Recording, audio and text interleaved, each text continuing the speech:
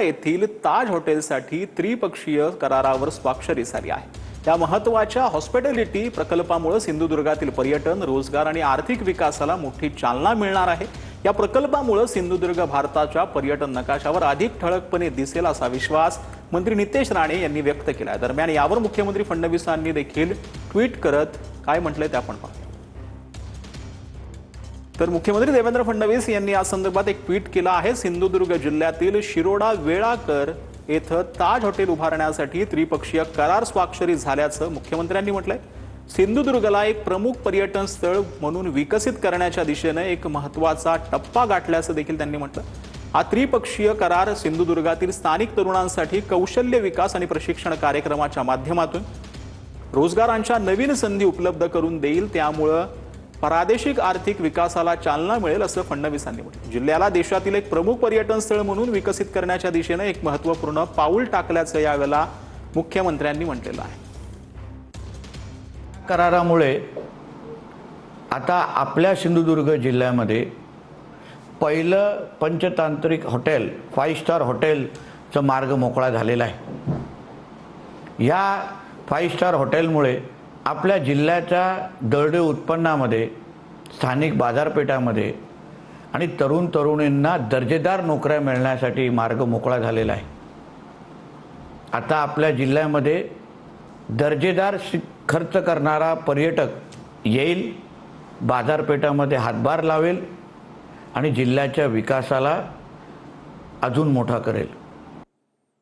तर रायगड जिल्ह्यातील पोलादपूर तालुक्यात भाजपचे आमदार प्रवीण दरेकर यांनी शेतकरी मेळावा आयोजित केला। तालुक्यातील प्रत्येक गावच्या शेतकऱ्यांना शेती कामासाठी लागणाऱ्या साहित्याचं वाटप केलं। त्याचबरोबर आधुनिक शेती करणाऱ्या शेतकऱ्यांना लागणारी सर्व मदत करू असं आश्वासन देखील त्यांनी दिलं। तर सरकारनं KG to PG शिक्षण मोफत करायला हवं असं अभिजित पाटील यांनी म्हटलंय। शिक्षण मोफत केल्यास कोणता संघर्ष होणार नाही असं अभिजित पाटील यांनी म्हटलं। आरक्षणासाठीचे सगळे लढे थांबतील असं देखील अभिजित पाटलांनी म्हटलं। माझं असं म्हणणं आहे की सरकारने जर KG to PG सगळं शिक्षणच मोफत केलं तर हे त्या ठिकाणी संघर्षच होणार नाहीत। सर्व शिक्षण, सर्व मग खाजगी असेल, सरकारी असेल, कुठल्याही शाळेत, कुठल्याही त्या ठिकाणी विभागातलं शिक्षण घेत असताना सरकारने मोफत केलं तर हे सगळे तंटे, लढे त्या ठिकाणी थांबतील।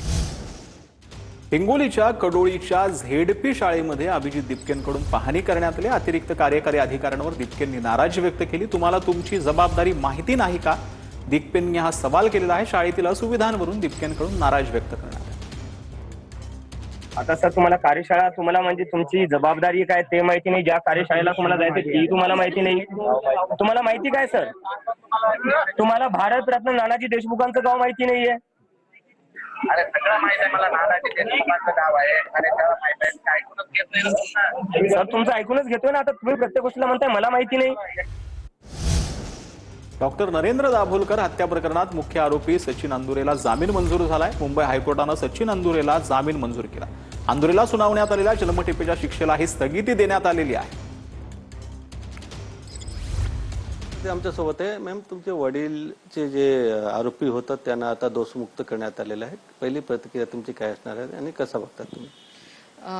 अर्थातच या आरोपींना जो त्यांना आता जामीन मिळालेला आहे, दोषमुक्त नाही करण्यात आलेलं, त्यांना आता जामीन मिळालेला आहे आणि त्या जामिनाच्या विरुद्ध आम्ही निश्चितच सर्वोच्च न्यायालयामध्ये जाणार। तुमची मतं तुम्ही समाजात मांडत आहात म्हणून जर का या समाजात विवेकवादी लोकांचे खून होत असतील तर मुळात हे अशा प्रकारचे विचार मांडणारी जी इतर माणसं आहेत त्यांना लोकशाहीमध्ये मुक्तपणे स्वतःचे विचार मांडता यावे, यासाठी हे अतिशय आवश्यक आहे की याचे जे दोषी असतील त्यांच्यावरची दोषनिश्चिती होऊन त्यांना शिक्षा झाली पाहिजे। ती शिक्षा पुढेपर्यंत टिकली पाहिजे। व्हिडिओ जर्नलिस्ट रंजनसह गोविंद ठाकूर, TV9 मराठी, मुंबई। बेळगाव महापालिकेच्या सर्वसाधारण सभेत गोंधळ झालेला आहे। बेळगाव कर्नाटकचा अविभाज्य भाग आहे। ठराव मंजूर करण्यापूर्वी गोंधळ झाला। मराठी नगरसेवकांकडून ठरावाला आक्षेप, तर ठराव आजच मंजूर करण्यासाठी कन्नड नगरसेवकांची मागणी पाहायला मिळते। सभागृहाबाहेर कन्नड नगरसेवकांनी गोंधळ घातला।